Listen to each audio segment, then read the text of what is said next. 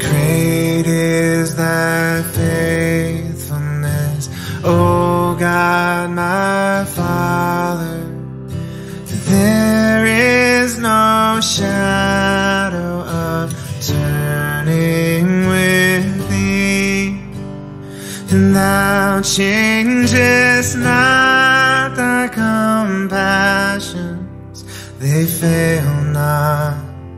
As thou hast been, thou forever wilt be. And great is thy faithfulness, great is thy faithfulness. Morning by morning, new mercies I see, and all I have needed thy hand hath provided.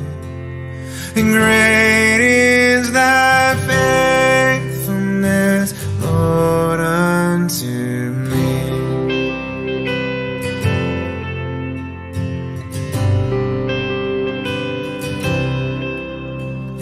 Summer and winter, springtime and harvest, the sun, moon, and stars in their courses above, and join with all nature in manifold witness to thy great faithfulness, mercy, and love.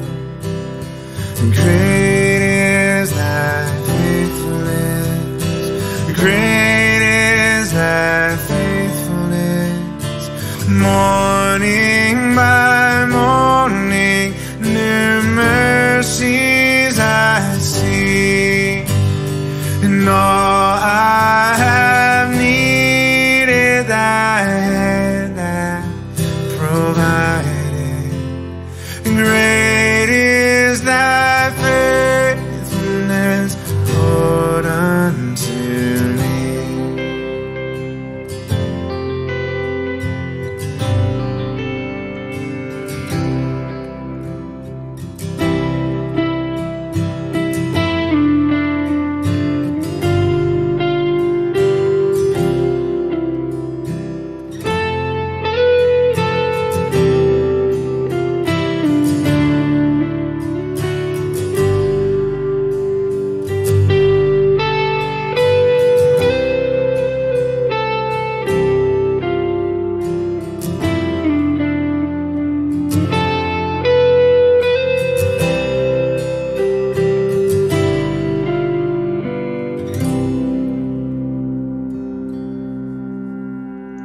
Pardon for sin and a peace that endureth, thine own dear presence to cheer and to guide, strength for today and bright hope for tomorrow, blessings all mine with 10,000 beside.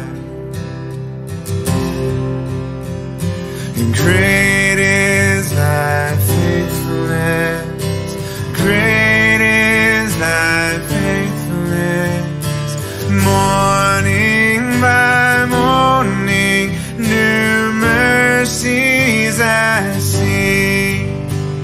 and all I have needed, thy hand hath provided. Great is thy faithfulness. Great is thy faithfulness. Great is thy faithfulness, Lord, unto me. Isang maganda at mapagpalang umaga po sa ating lahat. Muli po ang aming invitation for you to be part of our various activities that is set and designed to enrich and strengthen our relationship and faith in God. We have our Sunday Divine and Vesper service both available online and on-site. Our Sunday School for each grade and age level. Our midweek service, our care groups where you don't just listen but also be a blessing by sharing how God has changed your lives or how God has blessed you and your family.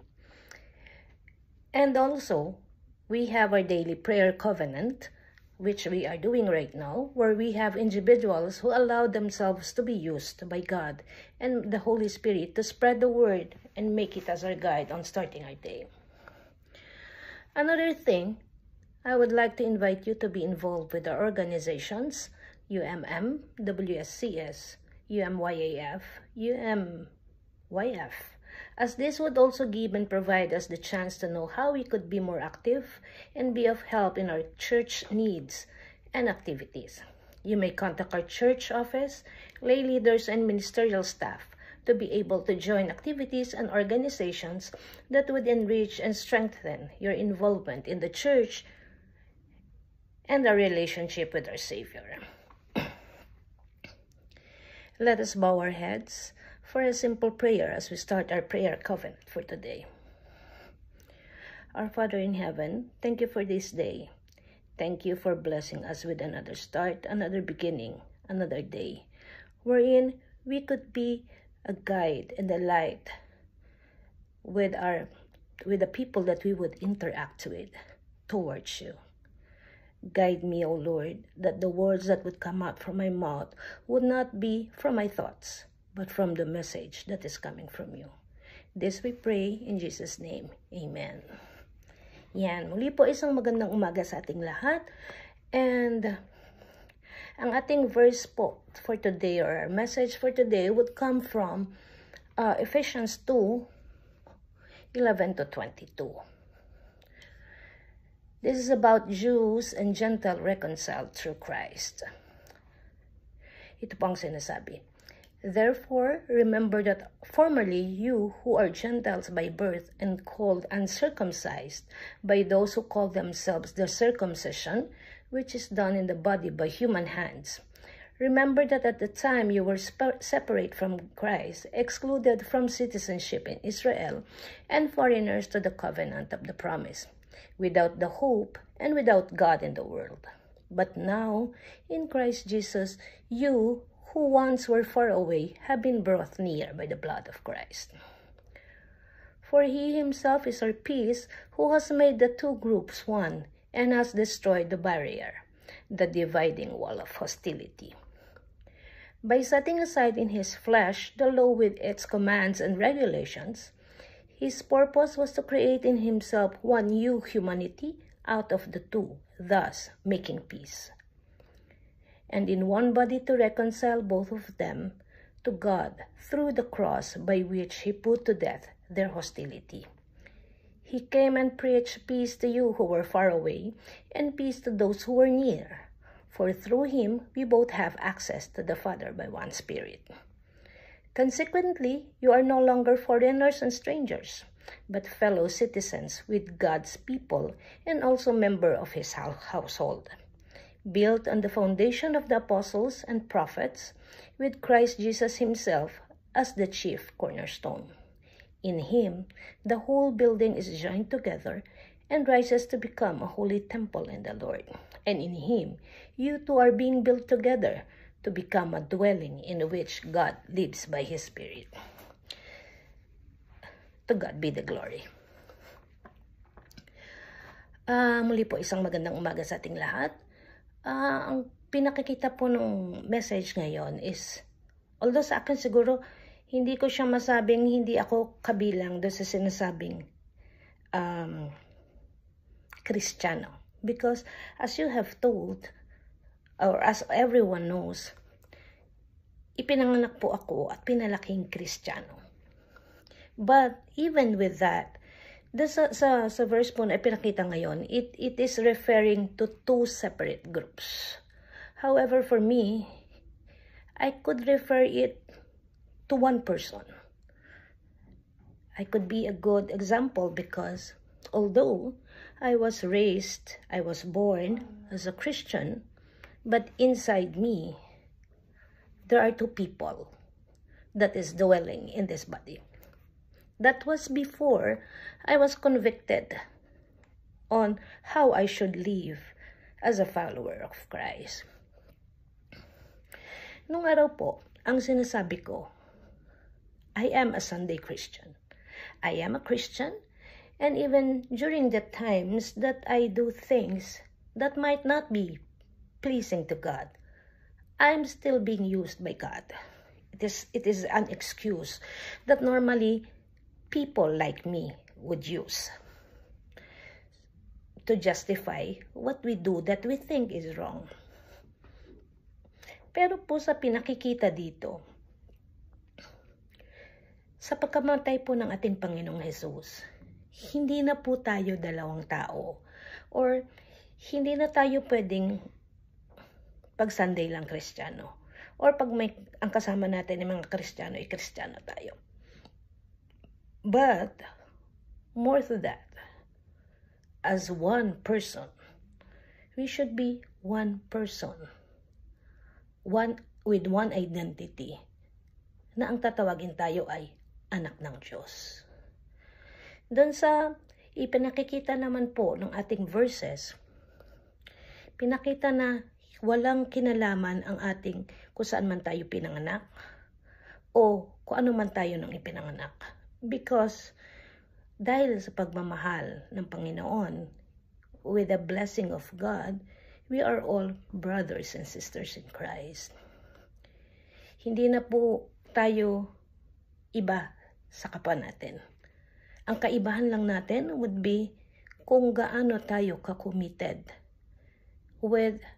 in obeying and following God's word. How would we allow ourselves to be used by God? How we would show people that inside us, we already have reconciled with Christ. Kasi wala po sa atin makakapagsabi that we are perfect. We are sinless. But because we are committed to God and we would like to follow God, we sin less and less and less. Yun po ang nangyari. Kaya hindi po natin pwede, minsan po sa mga churches din ganun eh. Pagka may bagong dating, we always look at them and thinking that, oh, may bagong dating, they are strangers. So, mas madalas, hindi nararamdaman yung belonging, that they belong. So, nagiging hostile ang ating simbahan. Isa po siguro siyang rason kung bakit hindi dumadami ang ating membership, because of the hostility. Sabi ko nga po, sa isang Methodistang simbahan, hindi ko pa alam kung if this is an advantage or disadvantage, we tend to treat each other as families. So parang meron ako narinig na before na sila-sila, kami-kami. But despite of that, pag inilabas po tayo, isa lang tayo. But inside the church, alam po natin, there are factions. Yan po ang intensyon na mawala ng Panginoon. Kasi sa paningin ng Panginoon, lahat tayo pantay-pantay, lahat tayo pare-pareho, lahat tayo ay anak ng Diyos. Tingnan po ninyo ang katabi ninyo during church service sa isang Sunday.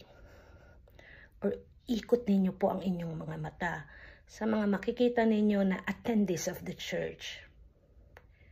Meron po bang taong pag nakita ninyo is ang nararamdaman ninyo ay inis at galit? Or we judge them based on our own criteria? Or andun pa yung pagtatampo? Meron pong isang Bible verse na sinasabi nga na before you give an offering to Christ or to our Savior, and if you remember that meron po tayong nakasamaan ng loob, meron po tayong kinasasamaan ng loob, o meron tayong napagalit, bitawan po natin yung ating i-offer. We first reconcile with that person because Christ's love is reconciliation. Unity within the people around us. Kasi paano po natin maipakikita ang pagiging Kristiyano? Paano po tayo magiging isang magandang ehemplo ng Panginoong Diyos kung ang puso po natin ay puno ng galit, puno ng pagtatampo, puno ng judgment?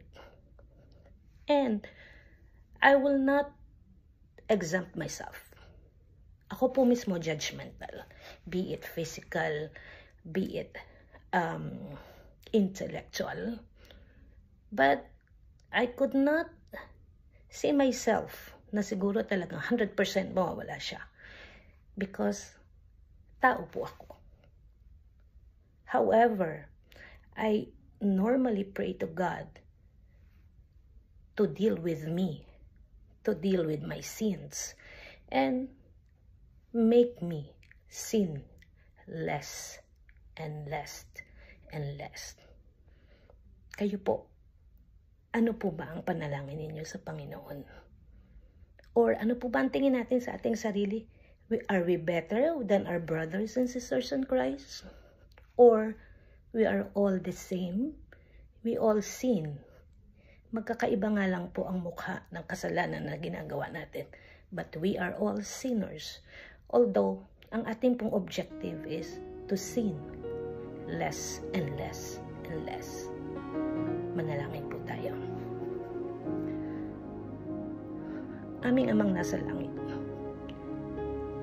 buksan ninyo po ang aming mga mata patungo sa reconciliation, patungo sa unity, hindi lang po sa loob ng aming simbahan, kundi sa mga taong aming nakakasalamuha, so that we could be an example of how God loves the people, how we love one another. Give us a loving heart, give us a forgiving heart, and at the same time, open our eyes that we are not better than anyone, because you created all of us equal, and in your eyes, we are all equal.